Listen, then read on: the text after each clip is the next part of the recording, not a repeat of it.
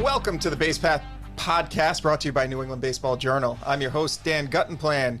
The guest today is our MIAA analyst this spring, Pat Donnelly, who is going to help us look ahead to the state tournament, which is starting today. We're recording on Friday, May 31st, which is opening day for the state tournament. Pat, glad to have you on. Yeah, glad to be in. It's an exciting time of year with all the tournaments getting underway. Yeah, I loved your MIAA coverage this year. You got out to a bunch of games, picked, standouts from games. Mm-hmm. Yeah, you did a really good job with pitch counts and things like that. That you could tell you were into it. So that's good. So what are the kind of takeaways here after you wrapped up your first regular season and kind of heading into the state tournament? What are the things you'll be looking for? I think the biggest thing that I've sort of noticed when it comes to MIAA baseball, and this is probably high school baseball across the board, is just how important pitching is when it comes to it. You have a school, whether it's BC High, St. John, Shrewsbury, Westford, all the above, who have one or two aces, even Zavarian, and it's the difference maker for the season, really. Because BC High especially has been a team like not a lot of teams have been able to touch, and that's a big reason because of Liam Kineen, Sam Keen, and all them.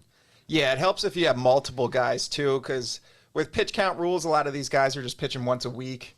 And so you really need three guys, when you're pumping out 3 games a week in MIAA. And BC High certainly has that. St. John Shrewsbury does, too, with a couple of D1 commits. So that'll be exciting. What we're also going to talk about is your nominations for MIAA Player of the Year. Last year we did 10 candidates heading into the state tournament. We're factoring in performance during the state tournament. What was it like to kind of narrow that list? I know so many guys are having exceptional years across the state. Yeah, kind of what we just talked about with whether it's a St. John, Shrewsbury, BC High as a variant where you have maybe 2 or 3 players that could be in this top 10 that we're going to post going into the playoffs.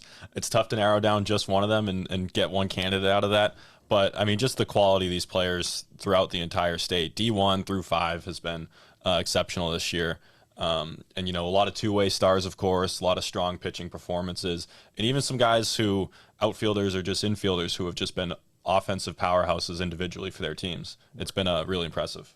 Yeah, let's take a look at that list to start, because I know, and we won't be ruining anything because this is going to publish later today, and the podcast is probably going to be a weekend thing. But let's take a look at your list. The first guy on this, we're just going in alphabetical order, so I'm not listing these in terms of favorites. The first guy is Angel Baez, who I think was on this list last year, too. He's had a great career. He's at Leominster High. He's a right-handed pitcher. And Leominster, I believe, is coming in as the number 5 seed in MIAA Division 1. What kind of season did Angel have this year? Yeah, he was on our watch list going into the season, too. Really just the reputation of one of the state's best pitchers and two-way threats for the last several years. Phenomenal season on the mound, 1.78 ERA, 82 strikeouts. Got it done at the plate, too. Hit 458, 15 RBIs, stole a ton of bases, too. Just really did it all for Leominster. Yeah, I don't remember him being as much of an offensive contributor last year, so he kind of really rounded out his game this year. I believe he's going to SNHU. Okay. I think that's where he's going. All right, next guy on your list, Nick Bonica. He's from Westford Academy. Westford is on a ridiculous stretch, like 2 years in a row now. Their combined record is probably like 40-3 or something like that. What can you tell me about Nick Bonica? Yeah, Westford had a massive winning streak at one point in the year. I think it got up to 18 games, if I'm not mistaken, give or take. ERA below 1, 0.60, WHIP below 1 as well, 0.88. Just fantastic season for him. 22 RBIs at the plate, scored 22 runs, 3 home runs. His OPS was 1.243, which is insane. Yeah. Really just, it was him and I believe it's Jake Cullen were just the main drivers for Westford this season. I was surprised Westford came in as, let me take a look here. I'm looking at the MIAA bracket. So they're at 18-2. They're the 12 seed. I guess it just kind of speaks to the strength of the schedule in their conference. But obviously, state tournament, single elimination, anything can happen. So we'll see what happens with Westford once they get going here in the state tournament. Another player on your list, D.C. Brown from Plymouth North. Plymouth North had a good season. They were in your MIAA top 10 power rankings quite a few times. What about D.C. Brown this year? Yeah, I mean, how many players can say they've had a no-hitter, let alone 3 in their career? Yeah. He had his 3rd this year.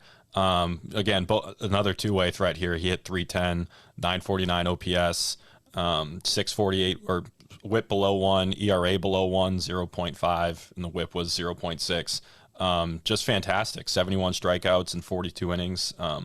Just again, another just pitcher that nobody could touch this season. Yeah, and here's another one, Liam Kineen from BC High, a right-handed pitcher. We've talked about him on a couple of different podcasts this year. He was kind of wire to wire, one of the best pitchers in the state. He might be one of the favorites for this Player of the Year award.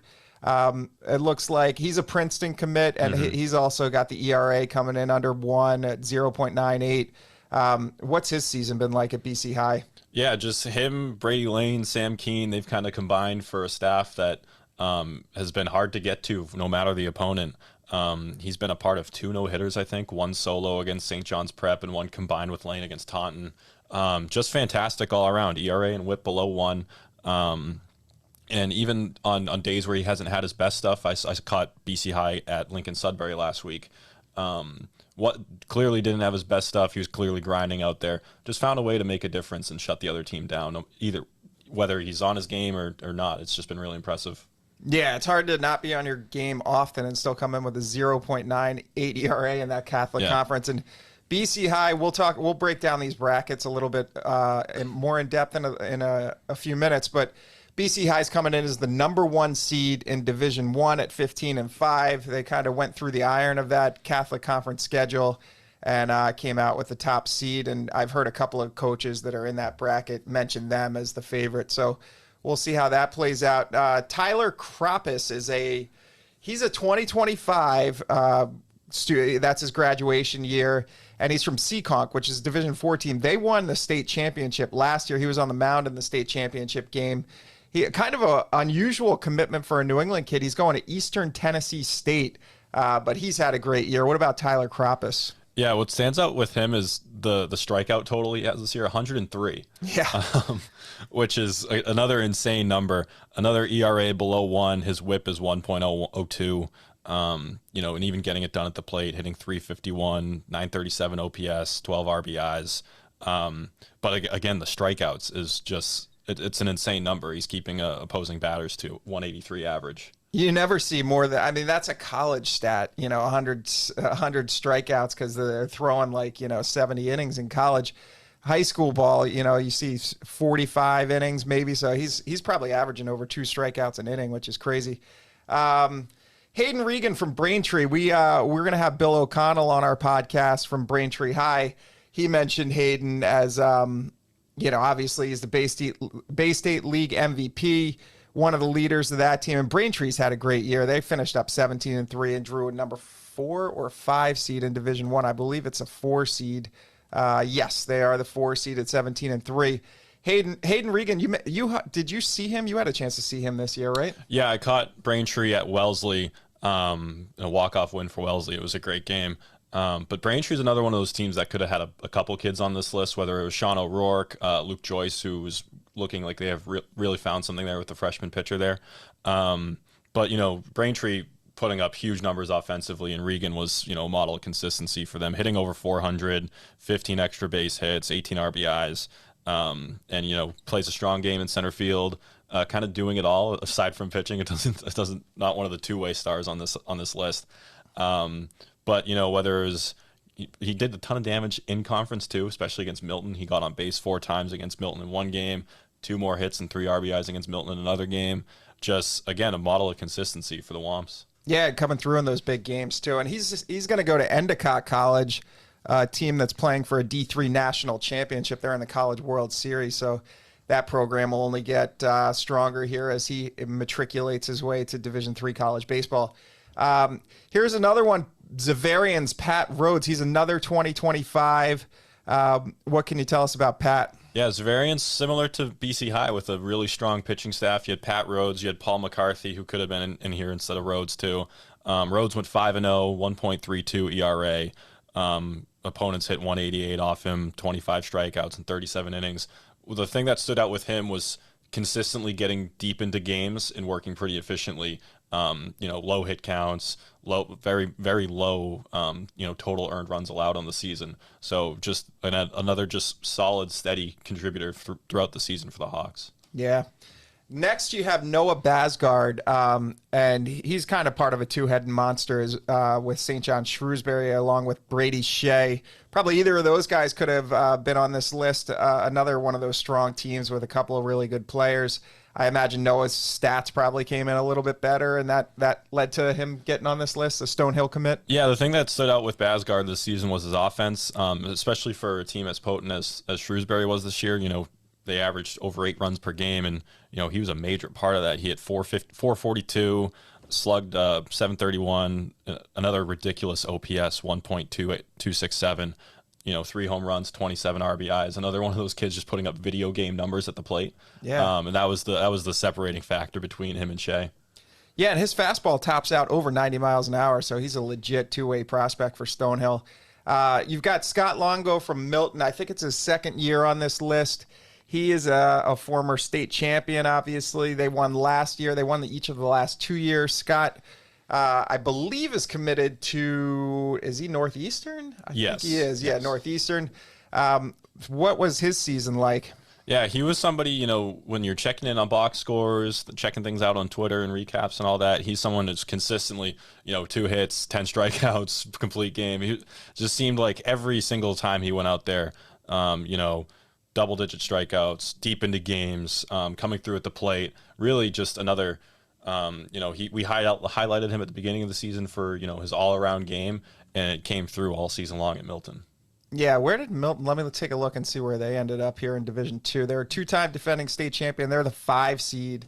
I guess they were 11-9 this year. That's surprising, but obviously their strength of schedule. They play a lot of D1 teams just from having that established reputation as a really good D2 program. Finally, last guy on your list before we break down these brackets is Matthew Stewart from Chelmsford. He's been a powerhouse for them for a couple of years. Chelmsford has a really good program. What was Matthew Stewart's season like this year? Yeah, so another two-way guy, 1.62 ERA, whip below 1, gave up just 16 hits all season long, 55 strikeouts, and even at the plate too.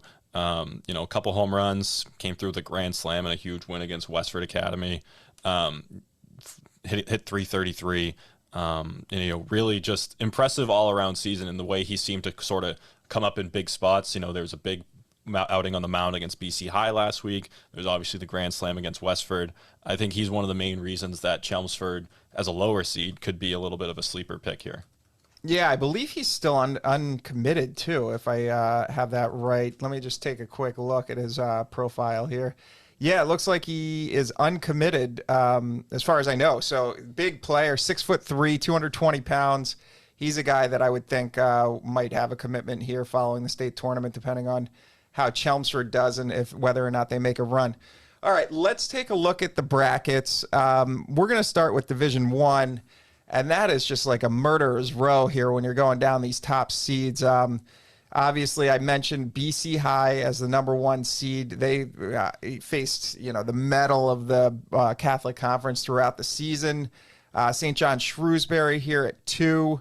They won 16 games this year with a really good schedule. Zavarian in that Catholic Conference gets the 3. So it seems like the Catholic Conference really got weighted heavily, when they're doing these strength of schedule. St. John's Prep comes in at 7.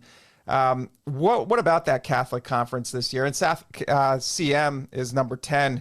You saw a few of those Catholic Conference teams face off this year. What do you think the likelihood is that one of those teams will emerge here? I think it's really high, especially you look at sort of what we've talked about a couple times with BC High, Zavarian, St. John, Shrewsbury. All of them are 2, even 3-headed monsters, whether it's on the mound, on the mound, or at the plate. Just so many different ways to beat you. And even a team like St. John's Prep, which didn't start the season super well, they're getting hot at the right time. They've kind of caught fire here down the stretch. And you look at CM, who, the record kind of faltered a bit at the end, but they were pesky all season long. They were in there. Giving teams like BC High a scare consistently, finding ways to really put themselves in the mix. I believe they're the 10 seed. Yeah. 9-11 record. Yeah, That's surprising. Which tells you a lot about the Catholic Conference that a team under 500 is the 10th seed. Yeah, absolutely. Some teams that definitely want to mention because I could see some of these teams making runs. Braintree this year were 17-3. They had a 12-game winning streak in the middle of the year. Leominster, very strong program every year under Rich Barnaby. They're 16-2 this year, and they were actually, I believe, one and done last year. I think they were eliminated in the first round, so they'll be hungry coming in to kind of redeem themselves coming off last year. And then obviously you have to mention two-time defending state champion Taunton. Drew the 6th seed at 18-4. I'm sure they're using that as motivation coming off 2 state championships. But that Hockomock wasn't quite as strong this year as it has been the last couple of years. I'm not going to do anything to motivate Taunton. They're going to go into this tournament, obviously, very motivated. But Franklin, even, they're down at 14-8 as a 15 seed. Watch out for them. They could definitely make a run. Lincoln Sudbury at 16-6 is the 14. And then watch out for Westford Academy at 18-2. They could certainly make some noise. They don't lose a lot of games. Any of those teams seem like they could make a deep run to you? Yeah, I think it's that whole group of, quote unquote sleepers, whether it's Westford at 12, sort of what we talked about earlier in the year where maybe strength of schedule dings them a little bit. They're still, you have to respect the numbers they're putting up offensively, consistently hitting double-digit runs, sort of another like video game type of team out there. Lincoln Sudbury, I think, is right there too. They right there in the same conference with Westford. Franklin is really interesting, just sort of flying under the radar all year for a team that's made it to the state tournament 2 years in a row.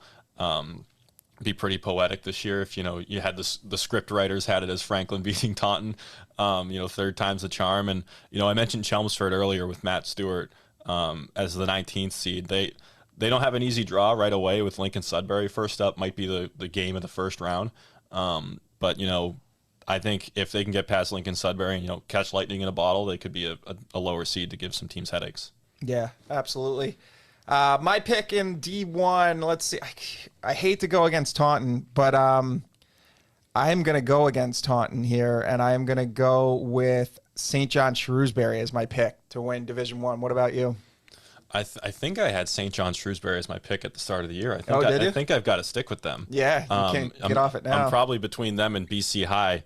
I've had BC High and St. John Shrewsbury. It was the top seed all pretty much all year was between them two. And Taunton was in the mix, of course, too. I think I'm going to stick with Shrewsbury. Yeah. And Taunton, you hate to pick against them. Like I said, I would not be surprised at all if we're watching them at Polar Park in a few weeks playing in a state championship game. I like the idea of that Taunton-Franklin game. Yeah. I'm trying to break it down, though. I don't think it can happen because Franklin as a 15 seed would kind of take the spot of that 2 seed if they beat him, and then the 2-3 matchup would face off in the semifinals. But hey, we will see what happens. Let's go to Division II. Walpole, probably I wouldn't say they're a heavy favorite, but Walpole definitely the favorite. Drew the number 1 seed. They're 16-4 this year.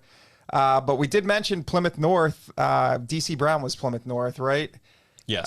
Yeah, so he's, who knows if you catch him on the wrong day, they're going to be a really tough out. And then as we're looking down this bracket, Milton, you got to mention Milton as a 2-time defending state champion, drew a 5 seed. What are the teams that you're looking out for here in Division II? Yeah, I think it's hard to ignore Walpole and Plymouth North right off the bat. You look at Plymouth North, like we talked about, DC Brown, Matt Nardone's been raking the last couple weeks. Couple home runs down the stretch here. George Slauson is a huge bat for them too. And then you look at Walpole, they've won, I believe, 13 of 15. They were sort of like Braintree. They were one of those public teams that slipped in under the radar at the start of the year and just immediately surged. They've got Alex He on the mound.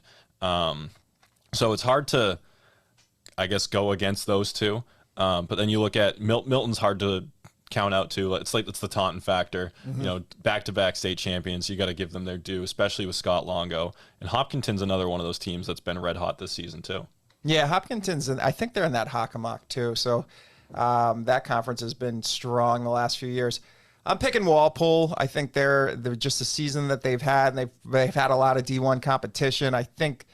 Did they beat Braintree? I think they have a win against Braintree to their record. So I'm going to go with Walpole there. Who do you like in Division II? This is pretty boring, but I'm also going with Walpole. Yeah. It'd be nice to say Plymouth North, but I don't know. It's got it for me. It's going to be one of those two, unless Milton gets crazy hot and Scott Longo goes crazy as well. Yeah. I think it's Walpole.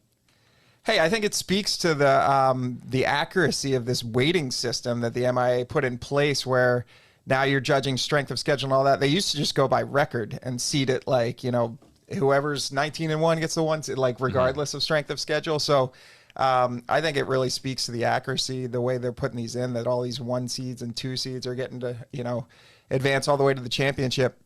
All right, we push ahead to Division III. Defending state champion Oakmont is the number 1 seed at 17-3. They have Caleb Allen, who I also think is uncommitted. He's doing a PG year next year. But St. Mary's, very strong program. And at number 2, they have Avon Cabral as an alum who's a great pitcher at Northeastern now. And looking down the list, Wakefield has had some success in past tournaments. Bishop Stang, they got an 8 seed at 8-10, so they must be playing in a tough conference. Who do you like here in Division III? I like St. Mary's. It seems like they were undefeated for so long this season, and they beat, I believe, a couple D1 teams or D2, but strong wins at the start of the year, huge undefeated run. Then they had a couple losses and kind of just fell off the map, both my rankings and elsewhere, just kind of flying under the radar. It feels like we've said that a couple times, but coming into the playoffs, maybe a little overlooked after losing the undefeated season. But they got Jack Zimmerman, Josh Doney, obviously a bunch of others, and they're kind of always in the mix. And we talk about giving Taunton or Milton bulletin board material. I feel like St. Mary's has some right there. But it's hard to count out Oakmont too, obviously with Caleb Allen. So I would say it's sort of like D2. It's hard to overlook the top 2 seeds. Yeah. I'm gonna let you pick first here. Which team do you like as your pick coming out of here? I don't think I can go against St. Mary's after I just pumped their tires like that. Okay. I'm gonna stick with the Spartans. Oh man, that's boring, but I'm gonna go Oakmont, another number 1 seed. So I have 1 2 seed and 2 1 seeds advancing. So that's let's see what we can do here as we get down to Division 4 and 5. Usually you see lower seeds coming out of these lower brackets, Division 4 and Division 5, just because you get a great pitcher on the mound in one of these the lower Division 4, Division 5, then you might be able to kind of shut out a good offensive team. So let's take a look. Division 4, Linfield from the Cape Ann League. It's the 1 seed, 18-2 season in the Cape Ann League. That's pretty impressive. At Seekonk is the defending state champion. They're the 4 seed. You've got Uxbridge and Clinton coming in 2-3. And then I'm just kind of looking down. Hamilton Wenham, watch out for them. Gian Gamelli is one of the best pitchers in the state, and he is back from an injury.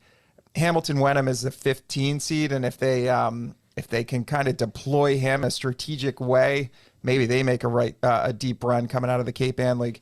Who do you like here in Division 4? I kind of like what you just mentioned. I really like Hamilton Wenham as a sleeper in the lower seeds, especially with Gian Gamelli back from immediately upon returning from injury, just a couple big games. So just the spark that a guy like that can breathe to a team is, I think, 15 seed. I think they're definitely one to watch out for. Yeah. I like Seekonk, obviously, as the defending champions. We mentioned Tyler Kroppus already.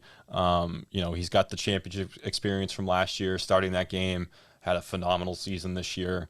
If he can continue that, it's hard to see, I think, teams getting to Seekonk.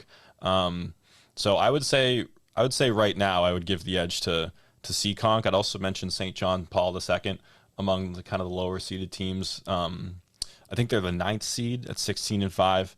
They got Logan Hours, phenomenal on the base paths. Tyler Ross has been a strong right-hander for them. So I would say those two, and obviously you got to give the due to Linfield as the top seed. Yeah. All right, so I'm going to go way off the map here and go Hamilton Wenham as my pick. I love the fact that Gian Gamelli is back from injury. The 15 seed, they'll kind of sneak into that number 2 seed path to this championship game if they can get by Uxbridge. And Gian Gamelli, a Notre Dame commit, he's just kind of the type of player you can see carrying a team in these lower Division 4 tournament. So they're my pick. So that'll kind of get me out of the rut here of taking top seeds in every one of these tournaments. Who do you like in Division 4? I'm going to go with Seekonk for a repeat, mainly for, the Tyler Kroppus factor and all the things we just mentioned. Yeah, that makes sense. They have the pedigree for sure. All right, Division 5 is probably the one I know the least about, but I do know Georgetown is 18-1 as the number 1 seed coming out of the Cape Ann League, so they have the pedigree. English High, you've had, I think it was David Castillo in the Peak Performers a couple of times. He throws hard. I mean, having them as the 3 seed, they could do some damage there. Hopedale right in between them as the 2 seed at 14-6. Carver, you've had a couple guys in Peak Prospects, I believe, as the number 5 seed. Hopkins Academy played in the state championship game last year. They're at 9. I'm trying to remember who won Division 5 last year. It was Bourne, I think. Yes. And they're all the way down here at 23 at 3-17. So they had a tough year, but they are in the dance, I guess, and we'll see what happens. Who do you like in Division 5? For me, it's probably between Georgetown and English High. Castillo, obviously you mentioned last week in the Peak Performers. They're another one of those teams playing their best baseball at the right time. Georgetown's kind of been playing their best baseball all season. Yeah. I think they're undefeated until a week or two ago. They got Hayden Ruth, who's having a fantastic season. Then you look at English High with Castillo and I don't want to say this incorrectly, Armanis Romero, and then. Even if you look at a team like Carver, who has Derek Lopez, too. Yeah, I'm going to pick English High with David Castillo. I think he's possibly the best prospect. You hate to go against Georgetown here at 18-1, but yeah, I'm going to go English High in this one. Who do you like? Oh, this is boring. I'm also going with English High. Yep. The David Castillo factor and, seeming to be, like we said, playing their best ball at the right time. Yeah. I should tell you when these tournaments are going to, so obviously they're getting started today. Today is Friday, May 31st. I'm just trying to see if I can find out. Yes, so Friday, June 14th and Saturday, June 15th will be the 2024 Baseball State Finals. Those are at Polar Park in Worcester, Massachusetts. So keep an eye out. We'll be following that over the next couple of weeks. If at any point you want to track what's happening in the state tournament, we have pages on baseballjournal.com for all 5 of these divisions. We're going to be updating scores, schedules as the tournament goes on, so follow that at baseballjournal.com. Netting Professionals is proud to be the official netting partner of the Cape Cod League and the New England Collegiate Baseball League. Netting Professionals is in the sports business of improving athletic programs one facility at a time. Netting Professionals designs, fabricates, and installs custom netting, wall padding, windscreen, batting practice equipment, and much more for high schools, colleges, commercial facilities, and stadiums throughout the United States while providing high-quality products and great service to numerous baseball programs throughout the New England area. To learn more and to speak to a Netting Professionals representative today, visit them at nettingpros.com. Remember, when it comes to netting, it's Netting Professionals. Are you serious about playing your sport in college? Do you need a flexible education that allows you to maintain your practice and competition schedules while also preparing you to succeed at the next level? You should check out the University of Nebraska High School. UNHS is accredited and offers more than 100 online courses, including NCAA-approved courses to protect your academic eligibility. Students can earn a UNHS diploma or take a single course for transfer credit. Courses are college prep, self-paced, and available 24/7, 365. Enroll anytime and take up to a year to complete a course. Visit highschool.nebraska.edu today. Attention coaches, need baseball bat bags that last? Meet No Errors, crafting premium quality bags since 2004, the top choice for durability. Choose from stock bags for quick delivery or our semi-custom program for personalized logos in just 10 to 12 days. For a unique team look, try our full custom program. Let No Errors design your next team bags. Visit noerrors.com. That's no-errors.com for details. No Errors, where durability meets style. Looking to keep up with all the latest news and information on New England baseball? New England Baseball Journal and baseballjournal.com are the premier resources for information and inspiration on the New England baseball scene. Have every issue of New England Baseball Journal, the magazine, delivered to your home or office And don't forget to stay in the game every day with a digital subscription to baseballjournal.com to receive baseball coverage on clubs, college commits, prep and high school, Division 1, 2, and 3 colleges, showcases, rankings, and much more. Get in the game and behind the scenes now by going to baseballjournal.com. Just click on the subscribe button and start the subscription that is right for you today. New England Baseball Journal is a Seamans Media publication. Seamans Media. Inspiring, informative, insightful. For now, we will transition into our 3 up, 3 down segment with our producer, David Yaz. 3 up, 3 down. Welcome back to 3 Up, 3 Down, the segment that strikes fear in the hearts of all who participate because our combatants are unprepared for these 3 questions. And in fact, not 3 questions today. We have something special. Yes, indeed. For the first time ever on the Base Path podcast, the Major League Baseball ballpark fantasy draft. Ooh. That's right. Each player will draft 3 parks. So choose wisely. In order to determine who goes first in this draft, I'm going to have you each submit a guess as to what the career total was for home runs for Kevin Millar. Everybody loves Kevin Millar, right? Probably not. But anyway, Pat, how many career home runs did Millar have? Oh, putting me first is tough. Oh man, I'm gonna be so far off the planet here because he was a little before my time. Well, I'll give you a hint. He was kind of a journeyman. Yeah, he was never an all-star. Solid, yeah. Okay. I don't know, 144. Okay, Dan, your guess? I'm going to say 120.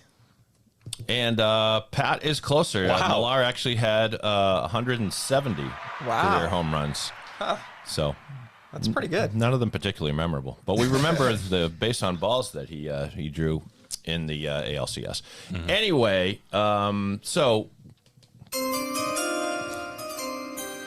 first pick in the draft, Pat. Don't overthink it. Your ballpark, Major League Baseball ballpark. I mean, it's got to be Fenway. All right. Well. So, Well, I think I think that is the quintessential pick. So, but just for the heck of it, tell us why. well, first of all, I'm obviously biased. Mm-hmm. And, it has its warts, but especially to, those of us around Boston, we're like, Fenway, obstructed views, concourses suck. But then you look at anyone else, outsiders visiting, it's like it's the be all end all for one of the ballparks. Mm-hmm. So the history, all of that surrounding it, and just, how cool it is we get to experience it as frequently as we do.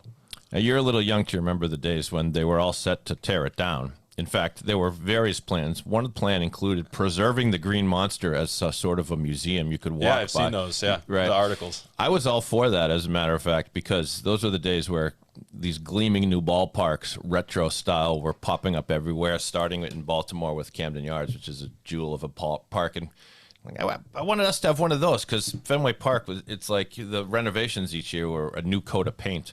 But then they... when I think her name's Janet Marie Smith, the famed architect, she came in, and the facelift they gave it was remarkable. Anyway, Dan, the obvious one is off the board. Well, obvious to locals, but we know you didn't grow up around here, Dan. What is your first pick in the fantasy ballpark draft? Wrigley. I would go Wrigley. I would not have gone Fenway one, but no, Wrigley is mine. I love the ivy on the outfield walls. I love that they have a ton of day games. I like catching baseball games during the day. And it's a special place. I was there back when Harry Carey was, doing the 7th inning stretch, that. So I have some good memories of Wrigley. Fine pick. Coincidentally, my son Griffin, who just graduated from UMass Honors College in Amherst, he was... well, it's a long story. He was on his way to the championship for the Ultimate Disc, but this isn't the Ultimate Disc podcast, so I won't go into that. But he stopped by Chicago with some friends and sent me a picture of him at Wrigley Field, and I was insanely jealous. I've never been there, and now my silly son has been there. Well, congratulations to both of you on his graduation. Thank you. Fine choice for number 2. Now things get interesting, I would suggest. Pat, your second pick. This is probably off the board, but I'm going Truist in Atlanta. Okay, well, I don't even know the name of that park. It's called Truist now? Yes. So has that been the ballpark? It's one of the new ones. It is a new one. So okay. In my ballpark experience, I've only ever been to Fenway, Camden, and Truist. And Truist is one of those parks. It's brand new. It's wide open. There's a ton to do around it. Obviously, like if you're there in the playoffs or a high stakes regular season game, the crowd's great. It's so easy to get around. It's one of the places that makes you say, man, maybe it wouldn't have been so bad if we got a new park back in however many years ago. Right. Yeah. I know exactly what you mean. How was the food? Good. Really good. Okay. I think like only got a couple snacks in the park, and it was like normal and short lines, but around it really good food. Wow. Okay. I think the area around it, they call it the Battery. It's really developed. It's cool. Wow. So we had 2 parks that were constructed in the 1900s, I think, and now one constructed within the last few years. Viva la difference. The second pick for you, Dan, upcoming. Oriole Park at Camden Yards. I would guess that was constructed around 1990. I grew up in the Philadelphia area, so that was about an hour drive or an hour and a half drive from there. So we went to a tour before the stadium opened, walked around that area. The warehouse in the beyond right field is just a kind of landmark in the baseball world these days.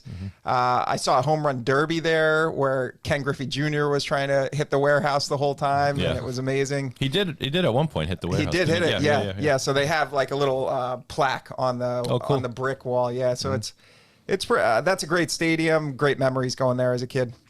Boog Powell's Barbecue, is that the joint? Yes. Okay. All right. Well, last pick for you, Pat. The pressure's on. So what do you got? For my criteria here, I'm going places I want to go now, since all 3 places that I've been to have been mentioned. I would say Coors Field out in Denver. Oh, okay. Excellent pick. Another one of those parks you only hear good things about, newer, and Denver's just so cool. There's so much to do out there. There's a good golf scene, good ski scene, of course. Been there once, would love to go back. You're likely to see some offense when you're there, right? Yes. Did they still hit a disproportionate number of home runs? They must. Yeah, they do. Yeah. I remember that. Dan, you may remember the expansion year for the Colorado Rockies. It was just people were fearing that those guys were going to hit like 100 home runs, and they didn't quite. But you had guys like Dante Bichette and like Mike Lansing and these like almost banjo hitters hitting 30 home runs a year. Ellis Burks used to hit like 21 home runs for the Red Sox. He goes to Colorado, he's hitting like 42 per year. Fun place to watch a game though. So good pick. We're up to the Mr. Irrelevant of this draft. Final pick in the draft goes to you, Dan.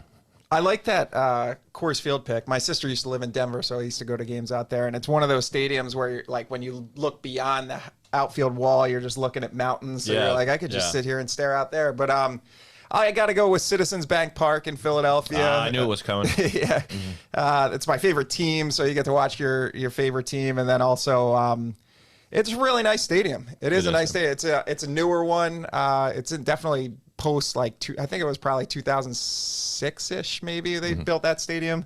But really, really good food and well-designed stadium and some weird dimensions too, which I kind of like in baseball stadiums. Yeah, very sort of fan-friendly, I would say. I think I've been only once, but I remember taking my son, and I think we bought tickets the day of, and we bought them in the left field porch, they call it, which is like not really, but kind of the equivalent of the monster seats in Fenway, except, I mean, they're really bleacher seats, let's face it. But the way that the park is set up, you do feel like you're kind of hanging right over the field. Yeah. And Philly deserved a better ballpark than the Vet. What are your memories of the Vet? You went there, I take it, as a kid. Oh, of course, yeah. I remember, the Eagles also played there, the Philadelphia Eagles, and I just remember it was terrible for football. Like, guys tore ACLs just coming off the... They'd call this, the quarterback would take the snap and like 2 receivers on each side would just go down right away because they're trying to get off the line. For baseball, what do I remember? I went to my first game there, and there were back-to-back home runs by the Phillies. Mike Schmidt was in the middle of it. Luzinski? No, this is like I don't remember Greg Luzinski ever playing for the Phillies. He was on that 1980 championship team, but I was born in 1980, so yeah, it was a little bit early for me. So excellent picks all around. Pat, his lineup is as follows: Fenway Park, Truist Park in Atlanta. Is that what it's called? Truist? I believe so. Okay, no, I'll take your word for it. And Coors Field in Colorado, Dan Squad, Wrigley Field, Camden Yards, and Citizens Bank Park. Yeah, the thing with the Vet was it wasn't so much that it was just such a terrible stadium. It was cookie cutter, and remarkably, other I don't know if that was the first, but other cities copied it. Like I think Pittsburgh and Cincinnati both had basically the same park. Terrible all around. You guys made great picks, and I'm delighted to report that Yankee Stadium went undrafted. Suck it, New York. Well done, both gentlemen. Back to you, Dan. Yeah. One more thing about the Veteran Stadium. It has the 700 level, which are the nosebleed seats there. And like they were the rowdiest fans. And that's where Philadelphia gets its reputation, is just, people getting drunk in the 700 level and throwing things on the field and getting in fights. And if memory serves, it was one of those where you really felt like you were in the clouds, and it was kind of steep. It was almost scary. Like I always feared I was going to fall down those stairs. Yeah. It's terrible seats. Yep. All right. Thanks to Pat Donnelly for joining us on the Base Path Podcast. Rate, review, subscribe to the Base Path Podcast on your preferred platform. Thanks to our producer, David Yaz. The Base Path Podcast is a Seamans Media production.